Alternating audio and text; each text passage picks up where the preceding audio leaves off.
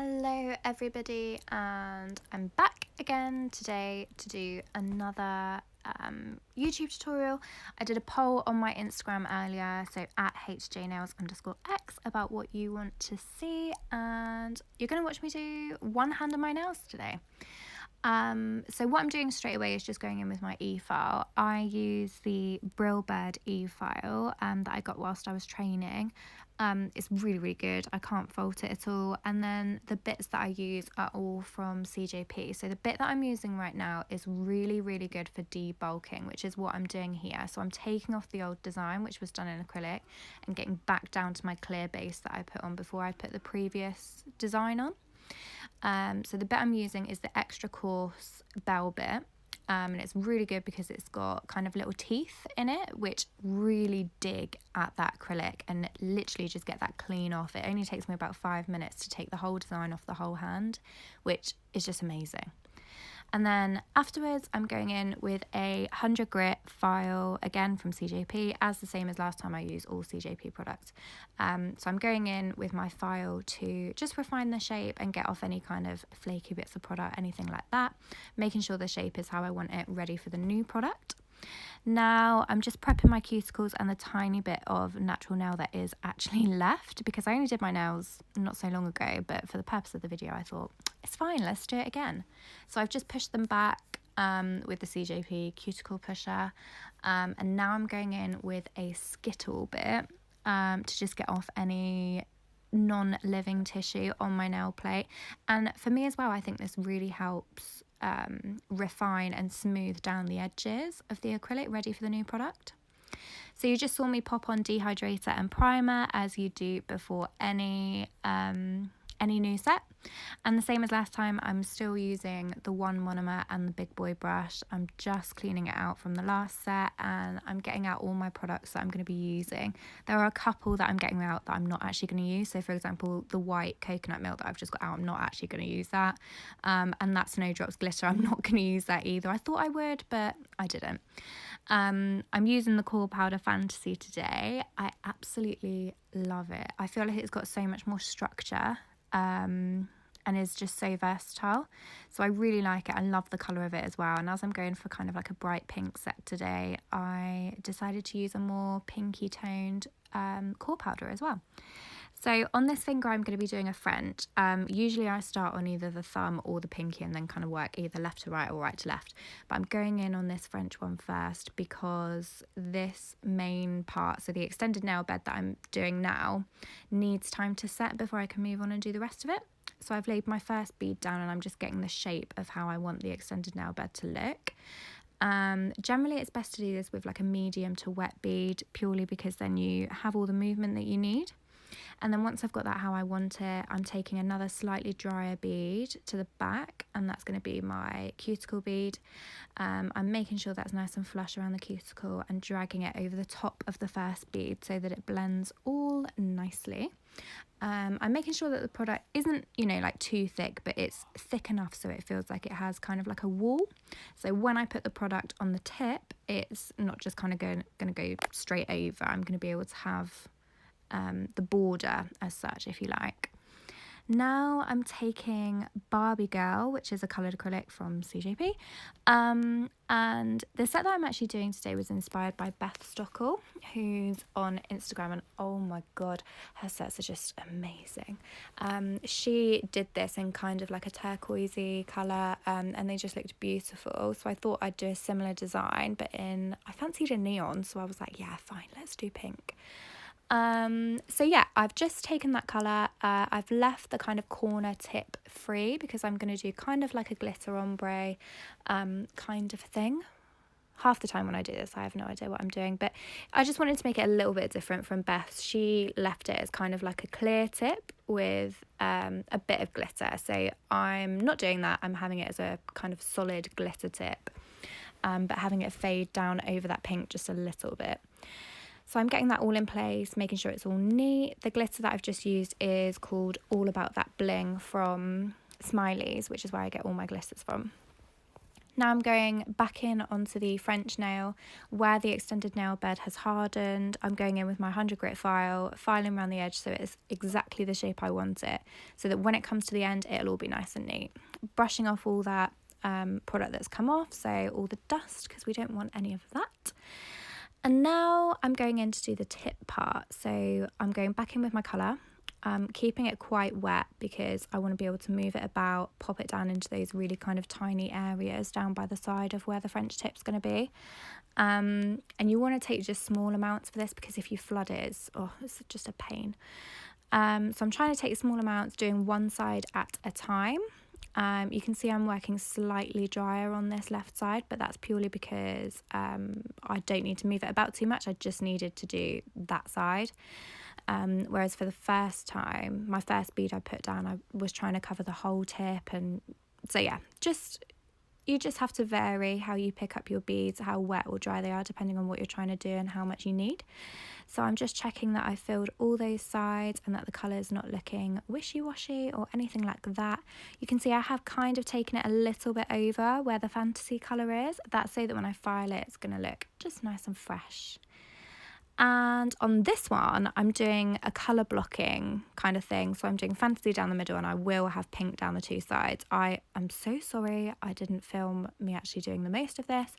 I thought I did, but I didn't. My phone told me I was out of storage, so forget about that. Anyway, this is what I'm doing. I've just been taking dry beads, dragging it just down the middle, trying to keep it as straight as I can, and leaving that to dry.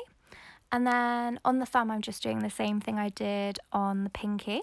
So I'm taking the coloured acrylic right down, leaving a section of the tip available to pop some glitter on. Like I was saying, I get all of my glitters from Smiley's glitter store. They're really cheap, they're really good. Honestly, they have so many different types of glitters, I can't even tell you. There's hundreds and they do so much. I honestly think they're amazing. So that's where I get all my glitters from. And this silver that I'm using today, the one that was called All About That Bling, it's definitely one of my most popular silvers. It's just so pretty and it honestly goes with everything as well. But I bought this pot probably about, I don't know, maybe like 8 months ago. And as you can see, it's only a small pot, but it's literally lasting me so well, even though I use it all the time. But I am definitely going to have to buy another one soon and just put an order in because I just can't not. So here you can see me changing the bit on my e-file to a slightly different bit that I started with. This is more of a flat carbide bit.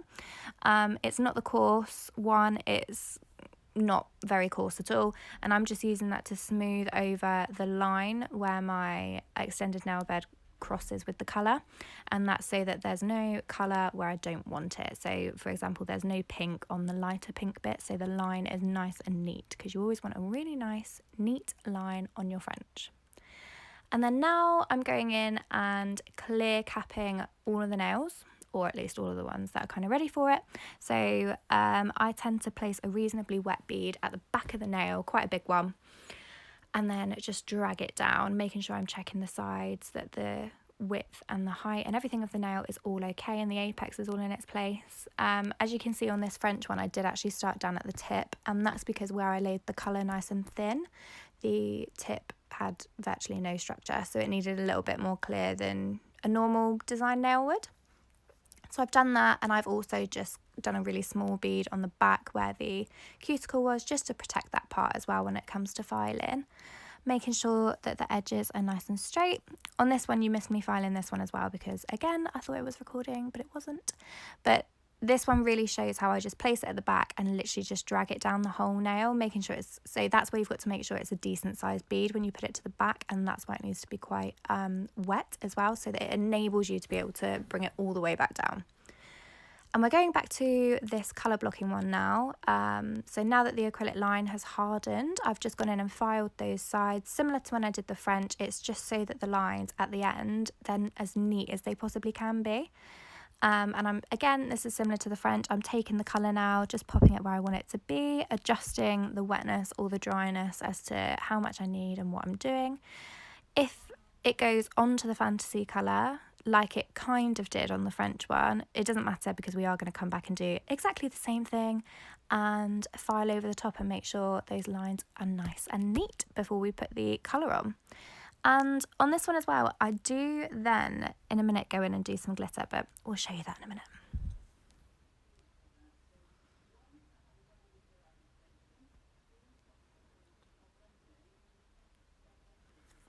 So I'm just clear coating this one, just like I did the other ones, making sure it's nice and neat and that the apex is all there.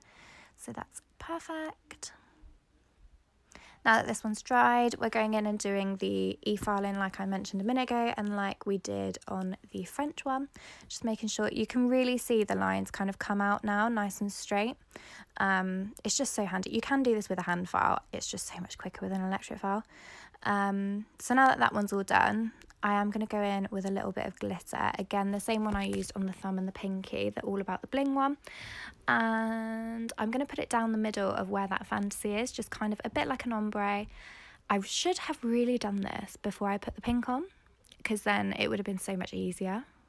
But we never do things the easy way here at HJNails, so let's just roll with it. You can see I'm having to work harder at keeping it within the line where I want it, whereas if I'd done it previous, when I was first laying down the fantasy colour, it would have just gone where I wanted it and it wouldn't have mattered. But anyway, now that that's all done, I'm clear coating it again so that when I file it, it doesn't come off. That is honestly key when doing coloured acrylic design nails, because the last thing you want to do is spend hours making a really nice looking set, go to file and half your design comes off. And also it really helps because the coloured powders aren't for strength. The core powders are the only ones for strength. So for example, if you only did a set using the coloured powders, they'd snap so much easier. Whereas clear and core powders like Fantasy that I've also used on here are core powders. So I've just gone in and filed them all. I didn't show you every single one because it would have just been mega boring, but I always go down one side, then the other side, and then I do the free edge and just make sure the shape's all good, and then I go over the whole top. And now I'm going in with some gems. This is like my favourite thing to do in the world, even though it's really fiddly, and in this bit you're going to see me moving things about so much, but I do really love it, and I always love the way that it works as well. So the top coat I'm using is the same as always. It is the tack-free LED UV top coat by CJP, and I've just put a thin layer on so that I can stick all my gems on with it. Some people like to use gripper glue from CJP as well. I haven't actually tried that yet. I do need to get my hands on some, but in general this tends to work really well for me. So I just put them on with a pair of tweezers. The gems that I'm using are just from Amazon because I can't afford the Swarovski ones yet, but I definitely will at some point, literally even if I have to take out a loan. But these look just as good. They're quite decent ones that I've picked up off Amazon. I've tried so many and some are really rubbish, but these ones are actually quite nice. I think they look just as good. And I'm using a variety of different shades. I'm using a variety of different shapes, and I really like the end look. Like I say, I love gems. I think I even probably like it more than glitter, to be completely honest with you. I don't know why, I just do. So that's that. I popped it in the lamp for a minute, and then now that I've taken them all out, I'll top coat all of the rest. And I'll also go over the gem one again, just because then the gems are nice and sealed in. But yeah, I just do a nice thin coat on the rest of them. I'm not going over the whole nail on this gem one. I'm just kind of trying my best to go around the gems, purely because if you put too much on top, it sometimes dulls the shine, and that's the same for any gems really. So I'm just going in, top coating them all, and then these will go in for another minute in my Sun UV5 lamp. And now that they're all done, we'll pop on cuticle oil. This one again is the Flower Blast one from CJP, and I love it. It's my favourite one I've ever come across. And that is the finished result. I hope you like it, and I'll see you next time.